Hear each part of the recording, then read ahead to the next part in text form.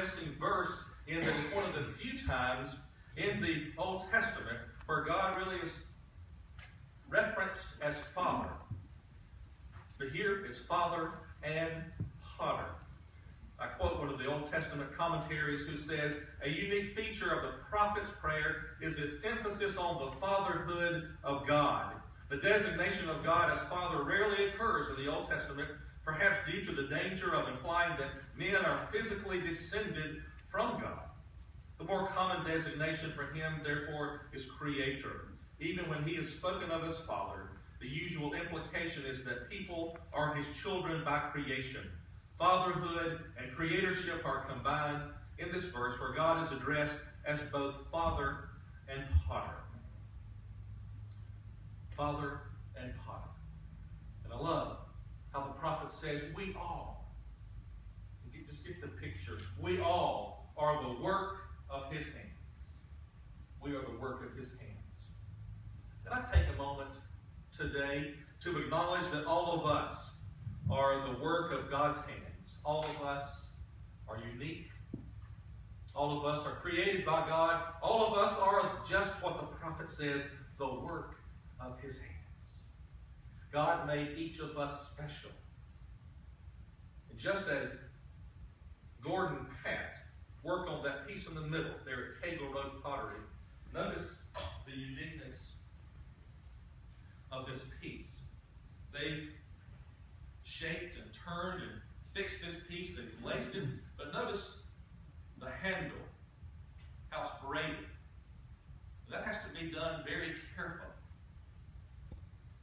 The braided handle.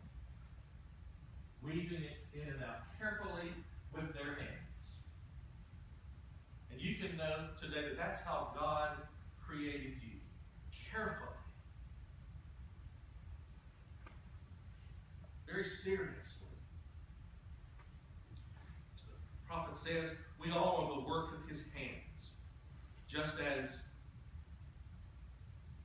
pottery is the work of a potter's hands. The prophet calls him Father and Potter. So I acknowledge today that all of us are created specially, uniquely, and beautifully by God with his hands, just as the potters have created these pieces here. And then I will say to you today that God has done some extra work at the wheel, at the potter's wheel, creating and molding and blessing Chadbourn Presbyterian Church in the process. You see, the sermon title is Turning the Wheel for Chadbourn Presbyterian Church. And today we take a moment as a church to acknowledge that God did just that for us through some very special people in our midst. Some very special people that bless us every week. Those being our organists. We average about 22 people on Sundays. When you average out all of our Sundays, we average about 22 people. And I know that you all know that with the number of 22, how blessed we are to have 3 organists. And I've heard many say we used to have 4. But we have 3 who bless us each and every Sunday. They alternate Sundays. Today, they all 3 were to play.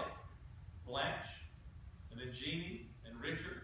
Unfortunately, Jeannie and Milton are sick and can't be here. But we just take this moment to acknowledge the blessing God has given Chadbourn Presbyterian Church through our organist, Richard and Blanche. I'm going to ask that the 2 of you please come and sit down here on the front pew. If you can, please call you all. Down here to be seated.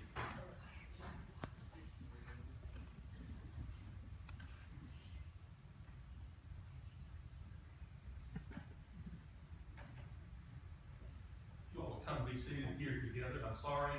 I really regret Jeannie is not here to be seated with you. As Chadbourn Presbyterian Church has 3 organists 3 very capable and qualified organists. Many churches don't have any. That's a kind of a dying art. Many churches have an empty organ bench, but we do not. And how blessed we are. And we just want to take the moments today in our worship to acknowledge how blessed we are by you all as our organists for Chadbourn Presbyterian Church. In a lot of ways, the organ music that is played here in our worship is synonymous with Chadbourn Presbyterian Church. That is the truth. That is the reality I've come to know as your pastor. I know how much you bless me personally. Through my years as a pastor starting in 1987, one of the ways that I get ready for worship and that helps me through the worship service is that instrument right there and the person playing that instrument. So you all bless me as the pastor and the preacher greatly. So please know that. But we want you to know today as a church and by the authority of our session, we want you to know how much you bless all of us. And we want to recognize you today for that. And we want to thank you for that. I'm going to look at the camera and say to Jeannie, I hope she will get to see this. And Jeannie, we miss you and thank you. And we honor you today as well. And we will take the time in another service when she can be here to honor her. But thank you all for the time that you put into choosing the songs, to practicing the songs, and then to making our worship so special as it is. Make a joyful noise unto the Lord. That's what you all do. And we all come together. And I have the privilege of speaking on behalf of everyone else here, just how much you all bless us and how much you make a joyful noise to make our worship very pleasing, to make our worship what it is. So thank you on behalf of this congregation. I don't know if Susan can hear me. Is Susan, there she is. Susan, I'm going to invite Susan to please come forward and to share a word about her mom, one of our organists. Susan, thank you. They can hear me. But the camera might not hear you. You're going to stand here? Yeah, I'm already getting red and flushed. Okay. I'm not good at this. That's why Stan and Bill and Bob are better at doing things like this. Kind of at the last minute got some of the family members here, and Bill, of course, is in Alabama at Mardi Gras. Couldn't make it. Sad thing. But we were all together last weekend. So anyway, put a few things together in honor of Mom, and bless her for putting up with the 4 of us in this church from day one.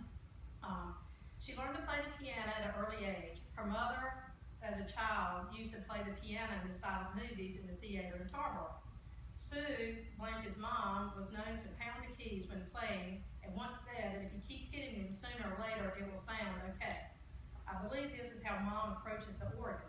Play it loud and soon you know what you are doing. Most do not know the difference. Of course, when her 4 children tried this approach, we would always hear, "Stop banging."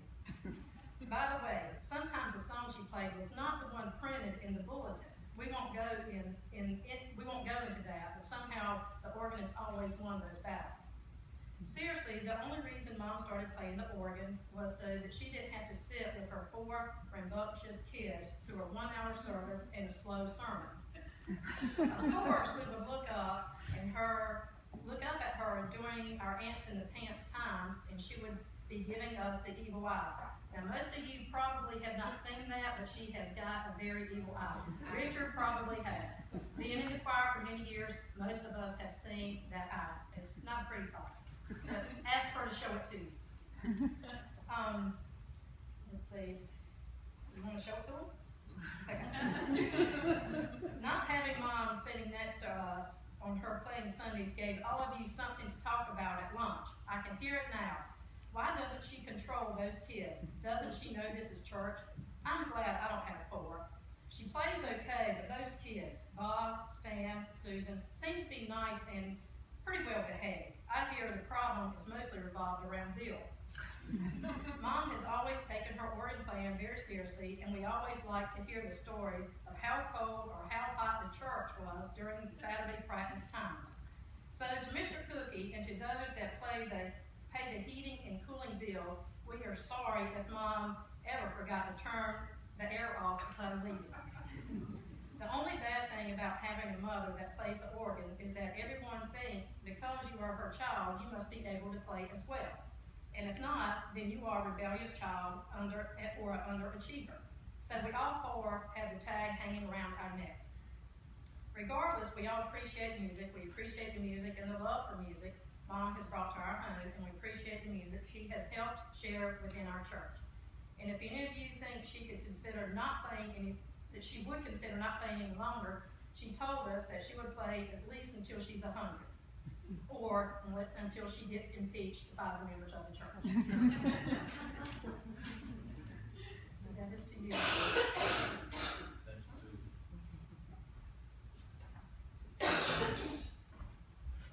Some beautiful examples of what the organist means to Chadbourn Presbyterian Church and to any church as well. When we finish our lunch, the rest of you will have a chance to say something if you'd like to about any of our organists. But here, your church family will say how much we appreciate you. You all are very gifted people, gifted musicians. Richard, I love hearing your story of how you learned later in life to do this gift, to play the organ, to help this church. And we thank you. Thanks for what you do every Sunday for us, and especially the Sundays when you play the organ. And Blanche, we thank you as well. We appreciate the time you put into it and the seriousness that you both give to the aspect of worship that is a huge part of this church. You all take it serious, and you all, again, make our worship what it is.